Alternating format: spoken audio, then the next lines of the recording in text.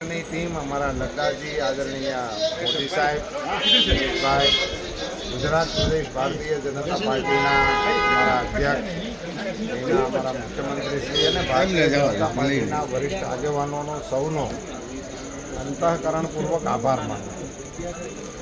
રાજકોટ મારા માટે ભારતીય જનતા પાર્ટીના પાઠ ભણવાનું કેન્દ્ર ગણાય. ભારતીય જનતા પાર્ટીમાં નાના કાર્યકર્તા તરીકે અમે અમરેલી જિલ્લામાંથી રાજકોટ મિટિંગો માટે આવવાનું શરૂ કરેલું. મુરબ્બી ચિમન કાકા, સતુભાઈ, બાપાભાઈ, આ બધા આગેવાનો અને મળવાનું થતું હતું અને એમની પાસેથી અમે પાર્ટીનું કામ શીખી અને પાર્ટીનું કામ કરતા થયા હતા. જે નગરમાંથી મોદી સાહેબને લડવાનો અવસર મળ્યો હોય એ નગરમાંથી પાર્ટીએ મને લડવા માટે તક આપી, એ માટે પાર્ટીનો આભાર માનું છું. રાજકોટ ભારતીય જનતા પાર્ટીનો એવો કિલ્લો છે કે ત્યાં ભારતીય જનતા પાર્ટીના કાર્યકર્તાઓની એવી પ્રબળ ટીમ છે જેના કારણે ભારતીય જનતા પાર્ટી સમગ્ર રાજ્યની અંદર પોતાની શક્તિનું પ્રદર્શન કરી શકે છે. ખૂબ કસાયેલા, નીવડેલા કાર્યકર્તાઓની ખૂબ મોટી ફોજ છે. મારા માટે સૌભાગ્ય અને ગૌરવનો વિષય છે. પાર્ટીનો ખૂબ આભાર માનું છું. રાજકોટના સૌ કાર્યકર્તાઓ, અમારા પ્રમુખશ્રી, મને અહીંયા, હું તો એરપોર્ટથી જવા માટે દિલ્હી આવતો હતો તો અહીંયા મને સામા મળ્યા, મારા જૂના જોડીદાર ટબ્બાઈ મળ્યા, એટલે શુકન થયા મને એરપોર્ટ ઉપર. અને સગળી ટીમ લો, મારા માનનીય ધારાસભ્યશ્રીઓ પણ પધારી ચૂક્યા. સગળી ટીમ સાથે મારે પાર્ટીના કાર્યકર્તા તરીકે ખૂબ કામ કરવાના અવસર પડ્યા છે. હું અહીંયા નગરપાલિકાની ચૂંટણીથી માંડીને ધારાસભા અને સંસદની ચૂંટણીઓમાં પાર્ટીના કામ કરવા માટે અહીંયા અવારનવાર આવતો જ રહ્યો છું. એટલે ઉમેદવાર તરીકે અહીંથી મારા માટે આ એક નવો વિષય ગણી શકાય, અન્યથા તો આ મારું ઘર પણ ગણી શકાય. હું એમાં મારું કશું એડ કરવાના મતનો નથી. નિખાલસમાં રાજકોટની અહીંની જે પરંપરા છે, અહીં કસાયેલી ટીમ છે ને કેળવાયેલા કાર્યકર્તાઓ છે, એટલે એ જે કહેશે એટલું અમે કરીશું. બાકી પાર્ટીના માર્ગદર્શનમાં અમે આખા રાજ્યની ચૂંટણીઓ લડીએ છીએ, એમ અહીંની ચૂંટણી પણ લડીશું. ઉમેદવાર તરીકે હવે હું મારું નામ બોલે, નહીં હું અહીંયા આવીને ઉમેદવારોના નામ બોલતો કહ્યું.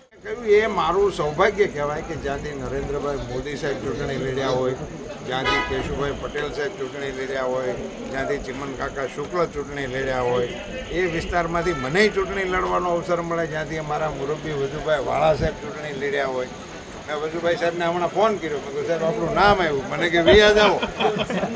એટલે આ બધા વડીલોએ અમને પ્રેમ કર્યો જ છે, અમને સાચવા છે એમ કહું તો ખોટું નથી. એ કાર્યકર્તાઓના એ ગ્રાઉન્ડમાં મારે કામ કરવાનું અવસર. દેશમાં સાહેબ બે વસ્તુ છે. એક, હવે દેશનો સામાન્ય માણસ એ ભારત સરકારના કામ ઉપર ભરોસો કરે, સામાન્ય માણસ. હું સરહદના ગામડામાં ગયો, જ્યાં બસમાં જવાતું નથી, રેલમાં જવાતું નથી, વિમાનમાં જવાતું નથી, એવું કવાટનું ગામ હતું.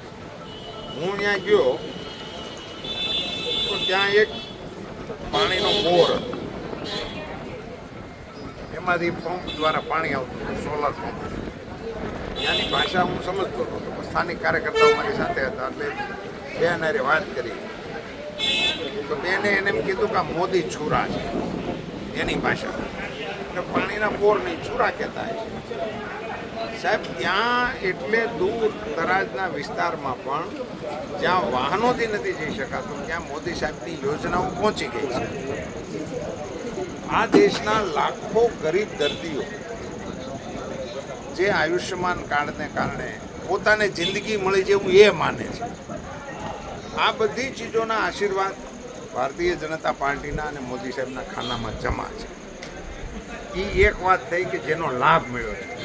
બીજી બાજુ દેશના સમજુ નાગરિકોને ભારતના વૈજ્ઞાનિકોના પરચમ દેખાય છે. આ દેશના વૈજ્ઞાનિકો ચંદ્ર ઉપર આપણો તિરંગો ફરકાવી શકે છે. આ દેશના વૈજ્ઞાનિકોની આજે વેક્સિનની અંદર વિશ્વની અંદર ધાક છે. ભારત હવે બનાવી શકે છે. આપણી ટ્રેનો હવે એક્સપોર્ટ થાય છે, આપણા વિમાનો એક્સપોર્ટ થાય છે, આપણું ડિફેન્સ આપણે ઇમ્પોર્ટ કરતા હતા.